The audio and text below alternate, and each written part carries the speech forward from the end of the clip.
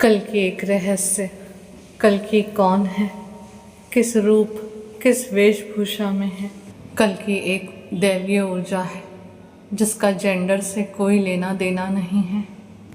कल की मीन्स साक्षात माँ दुर्गा, माँ काली का जन्म है, जिसे ये संसार पुरुष रूप में ढूंढ रहा है।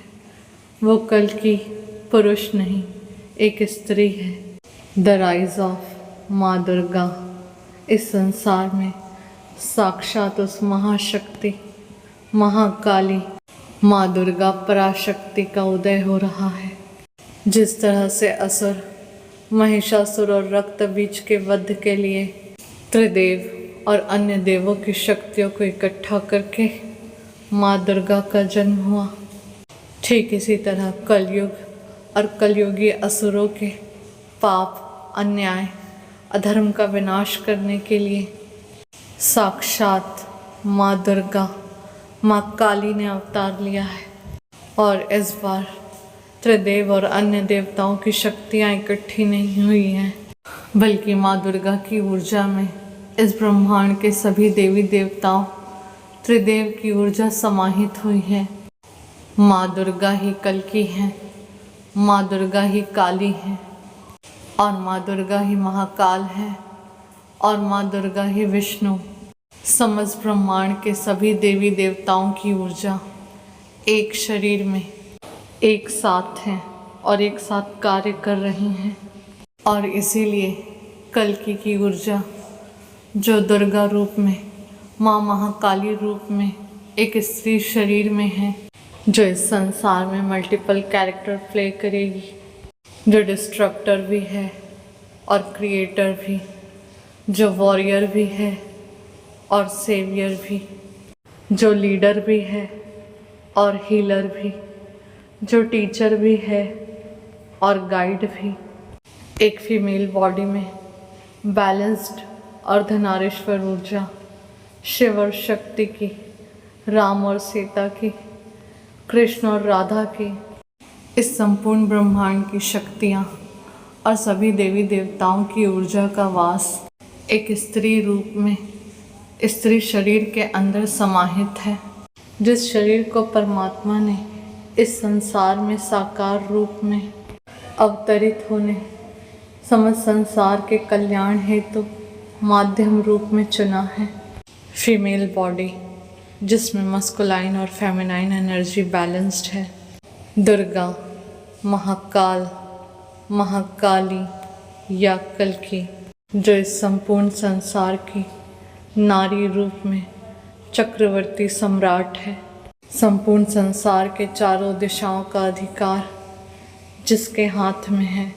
इस समस्त संसार का विश्व गुरु कोई और नहीं, एक माँ है, माँ दुर्गा, साक्षात माँ महाकाली, जो इस संसार से अधर्म, अन्याय, अज्ञानता के अंधकार को मिटाने, असुरों का विनाश करने और इस संसार में धर्म न्याय को स्थापित करने, मानवता की रक्षा करने, धर्म सत्य के मार्ग पर चलने वाले मनुष्यों की रक्षा, निर्दोष जीवों की रक्षा, संपूर्ण सृष्टि की रक्षा हेतु जिसने अवतार लिया है, वही कल्कि है, वही माँ दुर्गा है, वही महाकाल है। और महाकाली भी वही है, रक्त बीज का रक्त पीने वाली महिषासुर मर्दिनी। परमात्मा प्रकृति के रहस्य को, उनकी योजनाओं को जानना न मनुष्य के अधिकार में है और ना ही उसके लिए संभव है।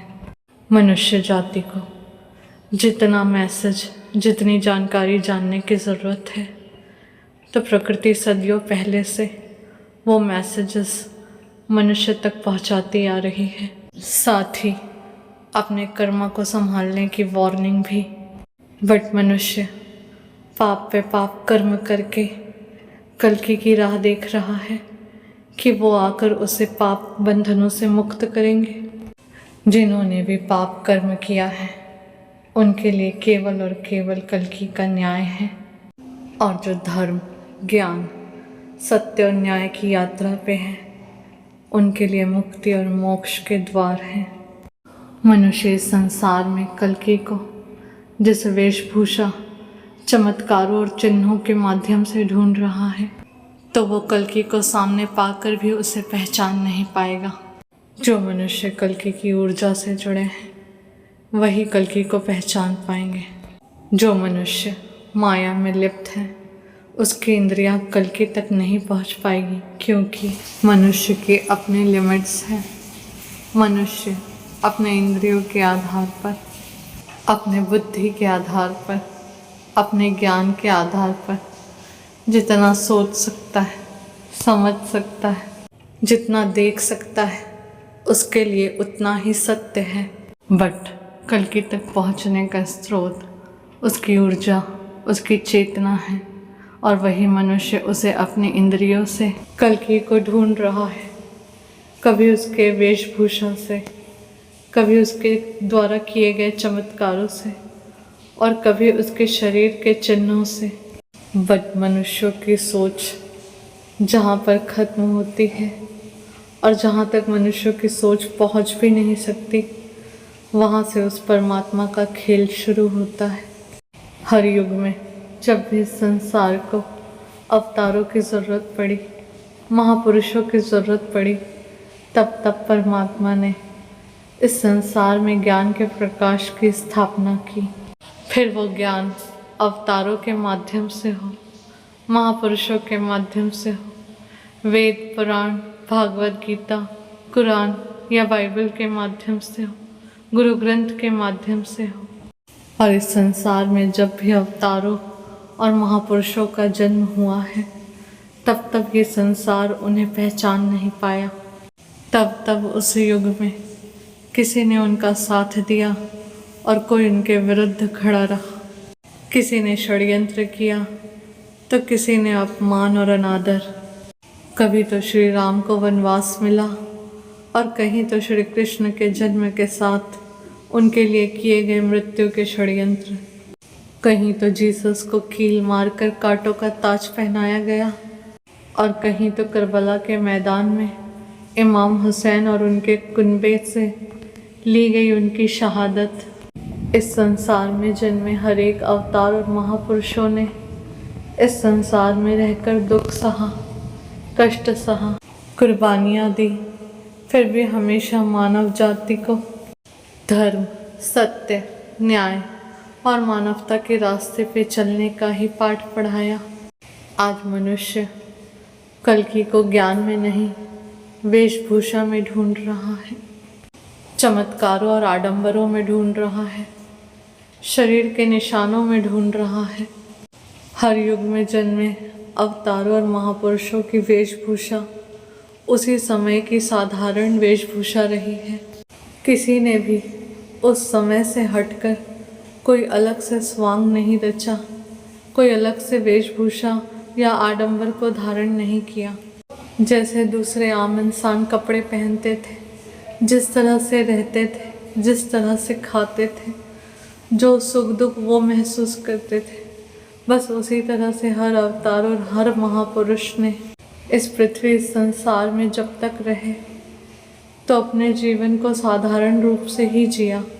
तो अगर मनुष्य को लगता है कि कल्कि स्वर्गलोक के ड्रेस कोड में घोड़े पे सवार, हाथ में तलवार लिए अवतरित होंगे, तो मनुष्य फिर कल्कि को ढूंढता ही रह जाएगा।